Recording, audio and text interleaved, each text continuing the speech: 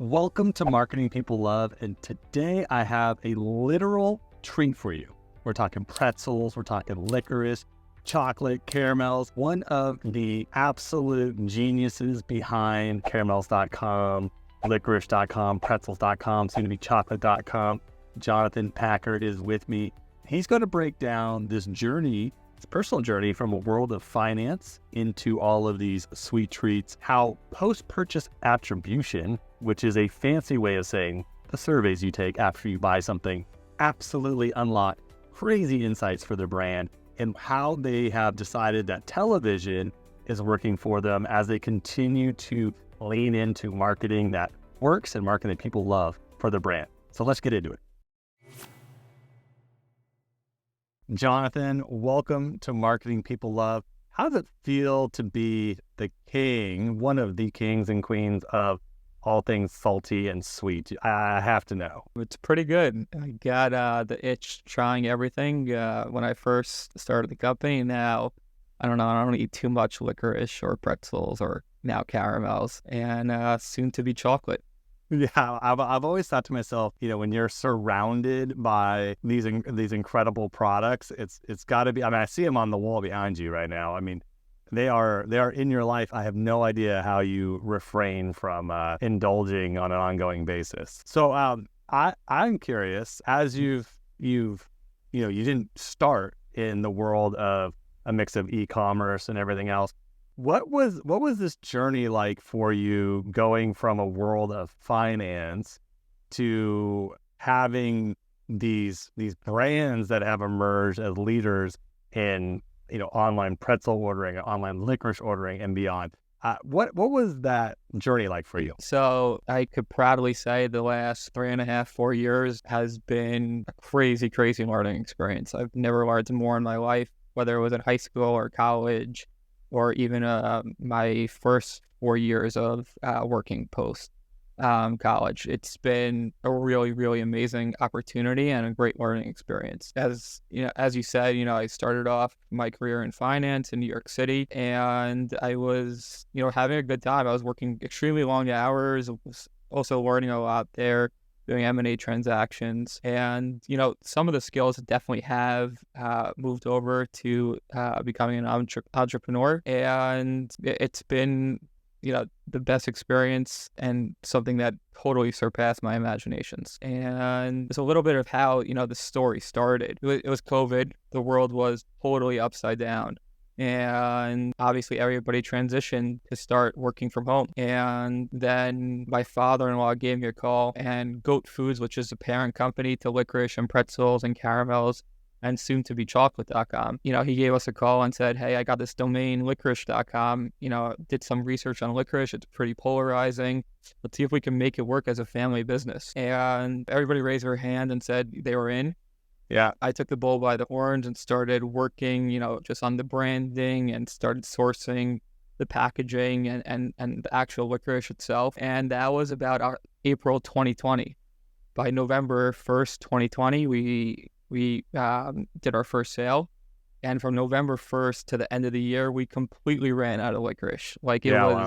It was shelves were totally empty. And then we came back to the table January 2nd and said, what the hell just happened? Totally blew our imagination. And then, it took a little bit of time to, get licorice back in stock, build up inventory again. And then we worked, the first 6 months of 2021, we worked on pretzels.com. And what I coined in this business as a rinse and repeat. Just we take the same playbook, from licorice to pretzels, and then caramels. And same story happened in 21 with pretzels that happened in licorice. Completely ran out of pretzels at the end of 21. And then 4 weeks ago, so about the beginning of August 2023, we launched caramels.com. And we ran out of caramels already. Oh my gosh, I'm wow. sitting in my office now, dry of caramels. On our site, we say we ran out of stock. Chefs are cooking up the next batch, order, and your orders will arrive in 2 weeks. And we're still having, people are still buying. And then chocolate.com, which we just announced we're going to launch, we'll launch in the middle of October. So we're really excited about chocolate.com. That should be the behemoth of it all. And that is definitely the biggest category of all of them. yeah, yeah, Yeah, and I will say it was interesting. Before we ever started working together or anything, I had experienced licorice.com as a consumer. I had done served the ads. I bought, a 3-pack it was a gift for my wife and my son at the time.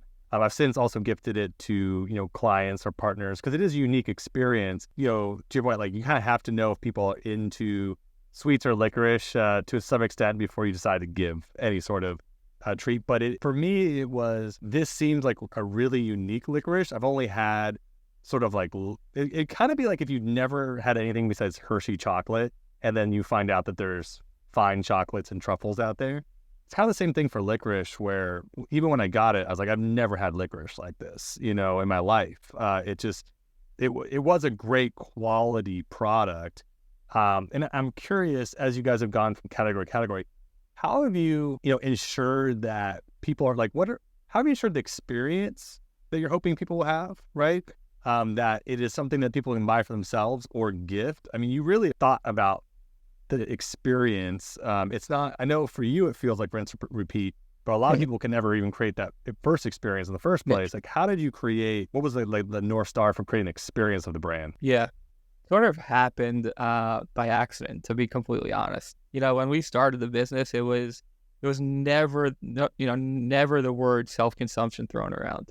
It was always like gift, and we were going to build a business of, on the gifting peaks of the year. So, Valentine's Day, Mother's Day, Father's Day, and of course, the end of the year. And then when we started, we had the exit survey, and the first question was always, are you buying it as a gift or is it for self-consumption? And we just saw 85% of people just during the normal times of the year were saying that they're self-consuming. Yeah. So then we sort of dug it deeper into that, and the packaging that we came up with. It's not super premium but you still have that premium feel. So somebody could buy it for themselves and be like, wow, this the packaging just like screams gift. Yep. So it just the way the packaging is made and the design and all that stuff, all serves for self-consumption and also serves for gifting. And then the way that we position it on the sites, where you could buy just a single tube, you don't have to buy a gift box. So I think that is extremely, extremely crucial as well. And we're blessed to have a 365-day business. It's just not all around gifts like some of our competitors. Yeah. And something that you guys have done that I feel like a lot of brands actually get wrong is you had licorice.com and then you did pretzels.com. And I still see brands out there, I'm not even going to name them by name because I don't want to be rude to them, but I see brands where they're like, they are pigeonholed by their URL or their brand name, but then they try to like force in, instead of, to your point, like kind of repleting the playbook for another brand, they kind of force it in. So they're like, we're the Christmas people. And then they're like, but now serving Halloween too, right? Like instead of just being like the Halloween version of that brand, or I'm just trying to like throw out examples, but I've noticed brands that do that where they're afraid almost of, I don't know, bringing in a separate, they're like, okay, instead of creating a whole new brand identity for this, we're going to try to put it underneath one. Yep. Obviously, licorice.com is by nature pretty limiting.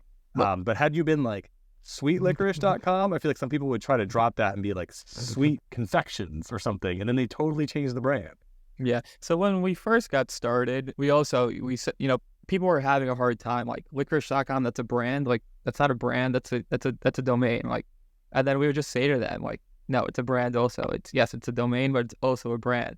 And we just kept on like having dialogue about it and convincing people, and then at this point, it's a brand. Like licorice.com is definitely a brand. Pretzels.com is definitely a brand. Caramels.com will be.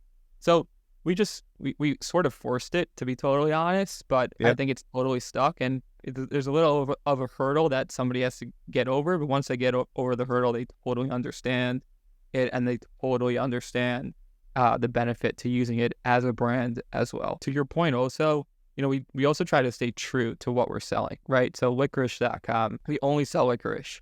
There's stuff out there, and there are brands out there that they're not, as you said, they don't stay true to what they're offering. So it's just licorice. We don't try to mix in any other candies or nuts or dried fruit. So we stay true to licorice.com and pretzels.com, and all of them as well. We'll stay true to what exactly the domain is. Yeah. And earlier you said two things that piqued my interest. I'll start with the first, which is post-purchase surveys and how critical they can be to unlocking insights. I think it's one of the lowest hanging fruit realities. We use Bestie a lot, which is a post-purchase survey tool with brands, because I think I'll give you an example. I don't know if you do this yet on your survey, but a lot of people ask, how'd you hear about us? And then people say, someone else, they referred me, or, a friend. And no one stops to ask, like, okay, but what did they say about licorice.com that made you want to buy today? And then you just get the more qualitative answer to that, right? So you start realizing, well, this is what people are saying. This is how our customers are talking about us, just by that simple follow-up question. And it's like gold for your advertising, your marketing. So one, I'll say post-purchase surveys, but I think it might parlay with a second question I have, which is, you said, I've learned a lot and I've been surprised along the way. I'm curious, as it comes to the brand, like what, obviously, like how people are consuming it is a revelation. 85% of people not gifting it, even though it's gifting like quality. What have been some of the other like surprises along the way that you've just been like, wow, I had no idea? I'm sure the list is a mile long, but curious your response to that. So iOS 14.5 was the biggest surprise along the way that I had no idea. So just on the brand side, I never really understood the unboxing experience. To be totally honest, I was, but before I started this, I wasn't a huge online shopper, and I would buy online exactly what I needed. I would never really, and if a shirt came and it wasn't the best unboxing experience, never really thought about it. But it's whole, since we started, totally now understand the whole unboxing experience. Before you even put it in your mouth, they're deciding, do they like the brand? Do they not like the brand? So that is something that I've totally started to, learned. And, now we make sure that our unboxing experience is stellar. We want to, so that is something definitely that I've learned starting it. And to your question about the post-purchase surveys, we really think it's extremely valuable. The A word, as we call it around the office, which is attribution, really just it boggles everybody's mind. So you just sort of need like something that's a North Star that you could like, hey, this is real stuff. This is what people are telling us where they're seeing the ad. So yes, it's not a huge population of your overall customers, but it's definitely gives you some degree of where your customers are coming from. And even then, once you talk about a post-purchase survey, people bring up the idea of, oh no, only the people that are 55 plus are filling out the post-purchase survey because they have nothing else to do with their day. The people under 55 aren't. So, but it's a good, definitely piece of data set that we look at all the time on our weekly marketing calls. Yeah. So something that's interesting that I've seen, I think post-purchase surveys in general are about to go through a revolution. And they're already going through one, because they are a fundamental part of the user experience if prioritized. So I'll say that one. The two, I know that one of the, a couple of the brands have this opportunity where they say you check out, like you're done checking out. Someone says, are you willing to take our post-purchase survey? And they pose that question to the person for like a free gift of some sort, or some sort of reward. And that ups the level of participation from roughly 25, 30%, sometimes up to 50, 60%. They make it like front and center. People go through it, and then they offer them one of two things. Brands are offering some sort of immediate like bundle code to add. So it's like, hey, you just bought 2 or 3 things of licorice. You can double your order. We'll give you 50% off if you want to double your order now. And so all of a sudden, it's like, as you know, you're just going to drive your cart value through the roof. They've already checked out, so you're not like you're worried about messing with the flow. So it's like they just add to their bundle, or you provide a literal like a sort of like $10 off your next $50 plus purchase, which is like a 20% discount. But then you're more likely to get that second purchase within that first 30 days because you make it good for 30 days or whatever. And so it's like, it can literally be a selling mechanism in the funnel for people too, is what I started realizing, like with the right tools, like this is crazy. Like, and you do feel like you were given something when it's like a $10, like a $10 coupon, if you, not coupon, but like a gift card type thing. Or if you're given like 50% off, doubling your order or something, all of a sudden, people see it differently. You see those response rates go up. It makes you more money. Plus, as you guys have probably gotten in new channels, like as you add a mix of YouTube, TikTok, television, connected television to the landscape, it does help directionally just to help paint the attribution picture. I'm curious, how do you guys decide what's north for your brand? Is it a mix of a bunch of different attributions, or you mentioned iOS 15 earlier, so or 14.5, if you will. I'm curious how you're thinking about that. Yep. So in the first year and a half of the brands, we really were only running Facebook and Google and a little bit of TikTok. So attribution there, wasn't so hard. Now we've ventured into linear TV, connected TV, and getting into YouTube. So we are currently we've hit a point where we need to start, thinking about it, more mathematically, not just like, hey, a simple, pixel on the site. We really need to start thinking about it more mathematically. So in the next few days, hopefully we should have an MTA model which is a multi-touch attribution model. And then after that, after we get some really good learnings out of an MTA model, we will then run an MMM model, which is a multi-mixed media model, which also should really give us some really good insight. So, just talking to brands that are, doing a few million, probably south of 10 million, just a simple triple whale pixel or north beam pixel could really, really help with attribution. Once you start layering in other channels such as TV, probably need a really sophisticated MTA model, MMM model. So, and then also does the finance nerd in you come out in these moments, or what? Yeah, exactly. But then also, sometimes, as I like to say, and people disagree, just your gut, right? It's like, what does your gut say? Just two examples from my experiences. We started running TV. What do I do? How do I attribute TV?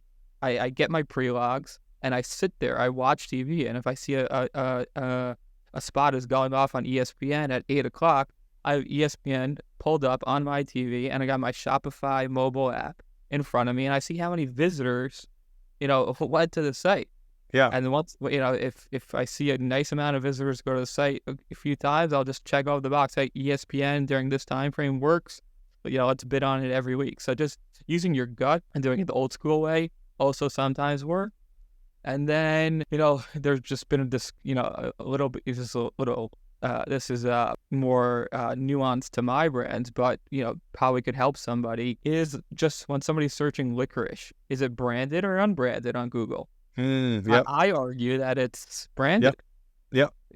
Other people say, no, people actually want licorice, and they're just typing in licorice, on Google. And if licorice.com comes up first, that's an unbranded search. So, they're just using your gut also. I think it's a really big help when it comes to attribution. Yeah. And I mean, something that you point out there that we do see a lot of when people start running more like classic top of funnel advertising, and again, that's more so YouTube television, connected television, is they see a lift in branded search. It's crazy to see, because you never know that user behavior. They might see that on television, and they may, even though you give the URL, they may not go directly to the URL. They still type it into Google for some reason, right? Everyone has these like odd user behaviors when it comes to the way they navigate. And I have to say, I've never talked to somebody that only really works for linear TV to sit there, and because like connected television rolls out, when it rolls out, it's like a different game. But that linear TV, to your point, sitting there and just clocking like what's the 20-minute window after this runs, I would argue most people haven't actually done that for their brand.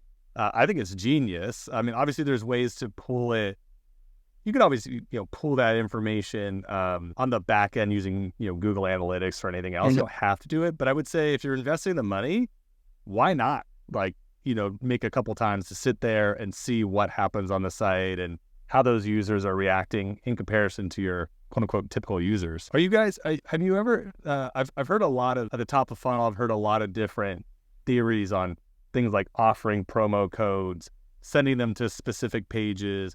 How have you thought about that? Like when you say, it's one thing to see licorice.com, but like licorice.com/TV or using certain things, like how have you thought about it from that standpoint? So it's always a little bit of a argument here in the office. What offers should we run? When should we run them? Should we even have offers? Should we not have any offers? Should we not have discounts?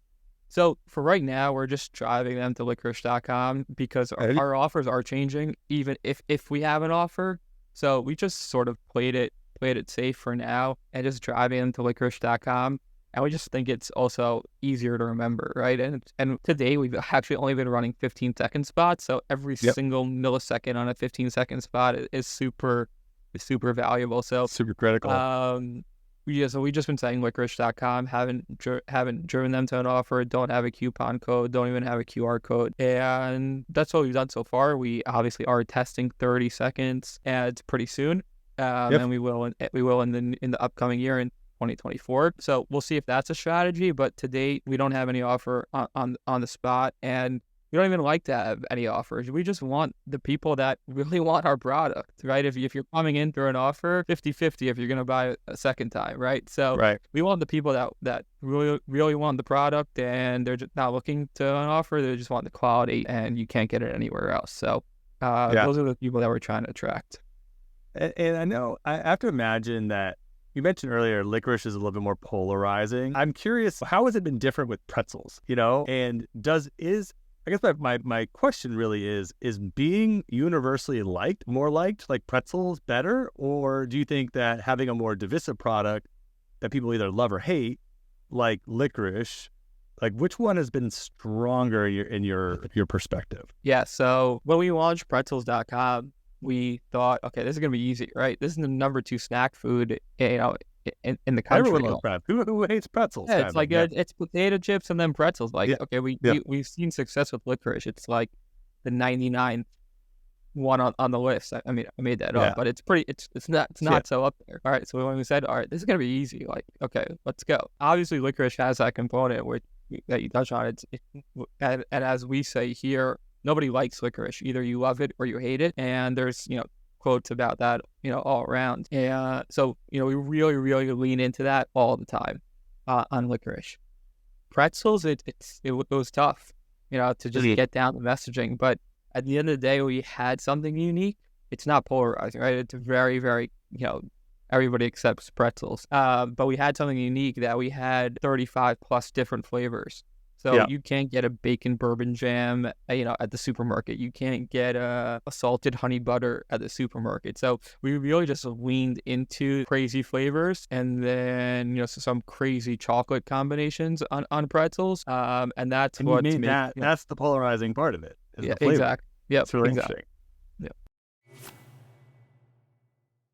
I'm curious in this moment. We are going into the final parts of this year. I have to imagine good months for you all. What are you most excited about when you think about the future with these brands? Like what gets you fired up? So a couple things. One is just innovation. I think innovation is endless. Like, just on any of the brands, on pretzels, on caramels and chocolate and licorice, it's like we could easily spin up another flavor of a pretzel, another flavor of a caramel. So I'm really, really excited for innovation. I think we just scratched the surface, even though we have crazy variety of stuff. So really, really excited on innovation. And then also just really excited to build a customer database that loves our brands, that not only buys from licorice.com, but also buys from caramels.com. So really, really excited about that customer base, that loyal customer base, and that they're not going to get sick of us, right? Because we're going to come out with another product and another product and another brand. So, that's something that we've totally really taken very seriously, of just not keeping it stale, literally. And that's something that we pride ourselves on. Well, man, I mean, I'm excited for you, and I can't wait to not only be part of the journey, but also, I guess, just be snacking on your innovations. I'm looking forward to all of that. Appreciate it.